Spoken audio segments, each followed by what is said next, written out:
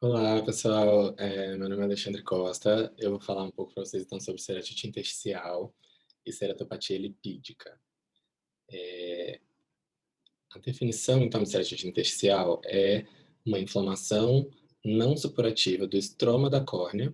Então vai apresentar uma infiltração celular, geralmente vascularizado e sem envolvimento primário do epitélio ou do endotélio, ou seja, é um infiltrado estromal sem úlcera de córnea e sem envolvimento do endotélio, né? Normalmente vascularizado, o que vai diferenciar aí, por exemplo, das distrofias, de uma cicatriz aí, de um trauma, né, alguma coisa assim. A etiologia da ceratite intersticial, então, a gente vai pensar sempre nas etiologias bacterianas e a principal causa é sífilis congênita, né, mas a gente sempre tem que investigar se não pode ser uma sífilis adquirida, e a tuberculose. Então, são os 2 anos mandatórios para a gente fazer sempre, mas lembrar das outras, né, lembrar que outras doenças também podem dar ceratite intersticial, então doença de Lyme, hanseníase, o linfogranuloma venéreo, e causas virais são muito comuns. Então, Epstein-Barr, herpes vírus, varicela zoster, citomegalovírus, sarampo, tem relatos de ceratite intersticial após vacinação do sarampo, por exemplo. Então, assim, todas essas viroses, elas podem chegar a acometer a córnea, a gente tem que lembrar no diagnóstico diferencial. Outra causa importante são as vasculites e as doenças vasculares do colágeno. Então, tem que fazer um screening reumatológico também para poder descartar, entre elas a granulomatose de Wegener, poliarterite nodosa e a síndrome de Coogan, que é clássica aí na descrição das ceratites intersticiais, porque você vai ter um acometimento do estroma da córnea junto com um acometimento de surdez neurosensorial em associação. Então, isso é muito importante. Lembrando que a ceratite intersticial sifilítica, a congênita vai ser muito mais comum, em torno de 90%, e normalmente ela é bilateral, e a idade de acometimento, do aparecimento da ceratite intersticial sifilítica congênita vai ser aí dos 5 aos 15 anos de idade, então não é logo que o bebê nasce, né? Então uma criança que aparece com uma opacidade bilateral, estromal, pode ser uma suspeita de sífilis congênita, tá? Então tem que investigar isso. A adquirida vai ser normalmente unilateral e é menos comum. E a fisiopatogenia da ceratite intersticial é uma resposta de hipersensibilidade, normalmente tipo 4, aos micro-organismos ou a outros antígenos que vão estar ali no estroma da córnea. O quadro clínico clássico é uma baixa acuidade visual por uma ceratite com distribuição topográfica focal ou multifocal, frequentemente bilateral, mas assimétrica, com uma infiltração estromal em diferentes profundidades, podem ser superficiais ou profundas, mas normalmente associados a neovasos estromais, então profundos, né? E muitas vezes vão ter possíveis sinais sistêmicos da doença de base aí associados. Então tem que investigar outras coisas, outras manifestações sistêmicas, né? Lembrando que o epitélio vai estar íntegro, então não é uma úlcera de córnea.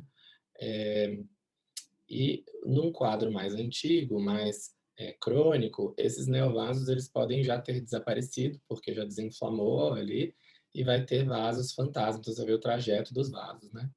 Então, feito o diagnóstico sindrômico da ceratite intersticial, como que a gente vai fazer o diagnóstico etiológico aí da causa dessa ceratite? Então, a gente vai investigar bem a história clínica, fazer uma anamnese bem feita, ver se vem de uma área endêmica de alguma doença, se tem histórias na família de alguma coisa, se tem dores no corpo, se tem alguma outra lesão, é, se teve, né, qualquer outra manifestação que seja, a gente vai ter que investigar.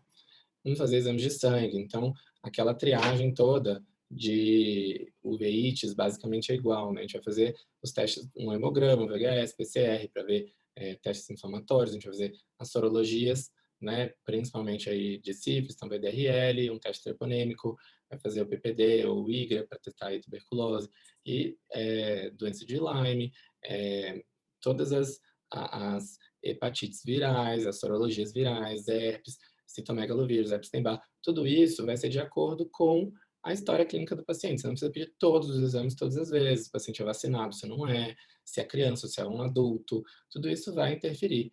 Mas tem que lembrar de toda aquela chave do diagnóstico diferencial para poder diferenciar, fazer um screening reumatológico. Então, você mesmo pode solicitar ou encaminhar para um reumatologista, mas tem que ter aquela bateria básica ali de fator reumatoide, FAM, anti-RO, anti-LA, complemento, anticorpo, anticardiolipina, enfim, né, todo aquele screening reumatológico. E é muito importante pedir uma audiometria ou um BERA para poder avaliar a perda de audição e ver se tem alguma relação aí com a síndrome de Coogan, né? Falando um pouquinho da sífilis congênita, então, são manifestações que ocorrem pela transmissão da sífilis durante a gestação, né? Se isso acontece nos primeiros 2 anos de vida da criança, essas manifestações, elas já vão ser mais infecciosas direto. Mas a ceratite intersticial, ela é uma mediação imunológica tardia, lá para os 5 a 15 anos de idade, vai ter um quadro de dor, de inflamação ocular com o aparecimento da ceratite intersticial e baixa da acuidade visual. Lembrados os outros sinais sistêmicos da sífilis congênita, né? Os mais precoces aí de atraso de desenvolvimento, um exantema, úlceras nas mucosas, até sinais mais tardios que pode evoluir para surdez também, deformidade nasal em sela, tíbia em sabre, os dentes de Hutchinson e as articulações de Cluton com derrames. No olho, a gente vê 80% com acometimento bilateral e simétrico, pode ter ovete anterior, a ceratite intersticial é muito comum, né? Entre outras alterações aí, catarata, atrofia do nervo óptico, retinopatia pigmentar Sain-Pimenta e as pupilas de Anjou-Robertson, que são aquelas que a pupila está miótica, não reage à luz, mas reage à acomodação quando ela olha para perto.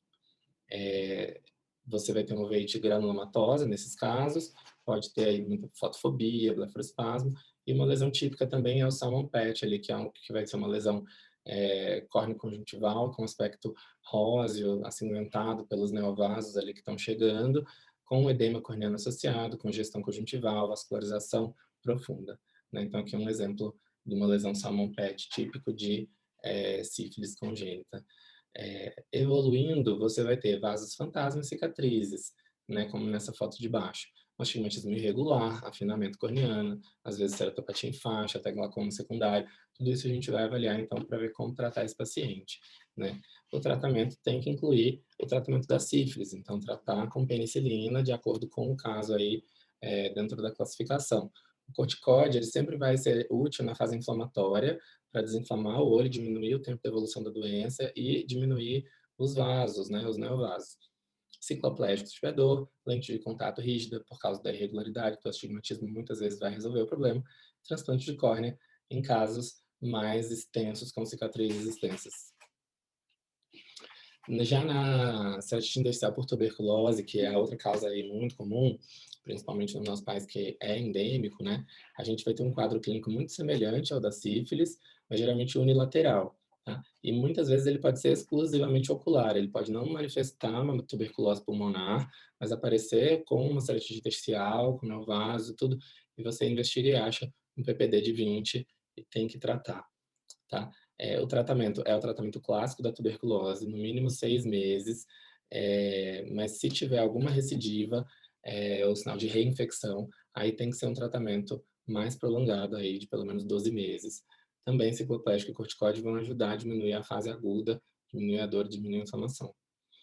A síndrome de Coogan é muito interessante a gente lembrar dela, porque ela é uma vasculite sistêmica, autoimune, rara, né? Mas ela é uma reação direta contra um autoantígeno comum na córnea e no ouvido interno.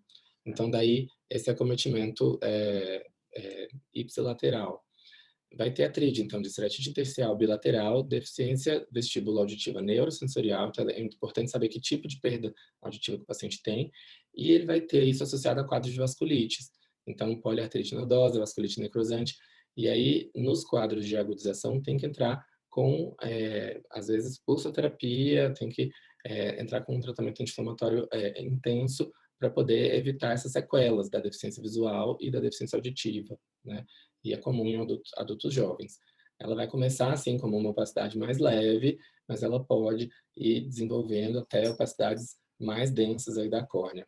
E aí, então, sinais oculares. Você vai ter, no início, uma ceratite intersticial crônica, como uma hiperemia, infiltrados subepiteliais, uma distribuição mais difusa ou setorial, e mais tardiamente você vai aumentando esses infiltrados, ou eles vão coalescendo, fazendo infiltrados maiores, com vascularização, cicatrizes, o astigmatismo irregular, e pode ter uveíte junto, esclerite, papilite, vasculite retiniana,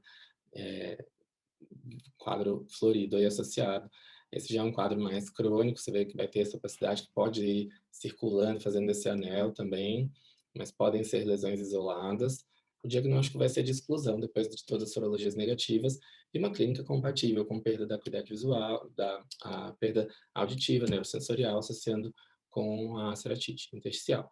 O tratamento, então, do olho vai ser sempre com corticoide, né? Corticoide prednisolona por cento, 4 vezes ao dia, no mínimo, aí, uma dose alta para poder desinflamar o olho e diminuir ao máximo aquele infiltrado para diminuir a chance de ter perda visual.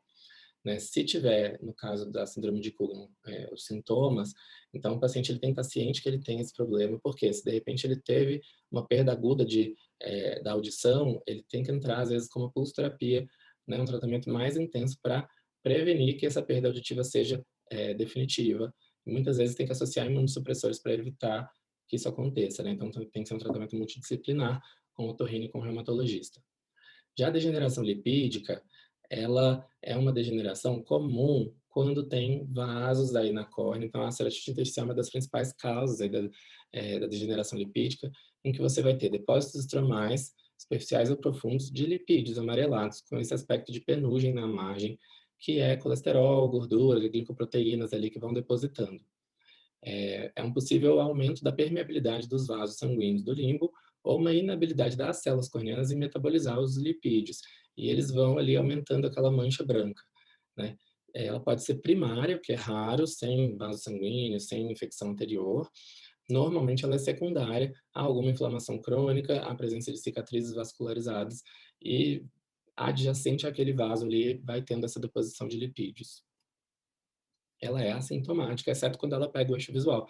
Então, nas lesões extensas, você vai ter prejuízo da visão, mas ela não é dolorosa, né? Então, quando você começa a ver uma lesão dessa, inicial, periférica, tem que ficar de olho. Se tiver um vaso nutridor, a gente sugere cauterizar esse vaso, né? Tentar secar esse vaso para poder impedir com que esses depósitos vão aumentando e acometam o eixo visual a ponto de precisar de um transplante de córnea.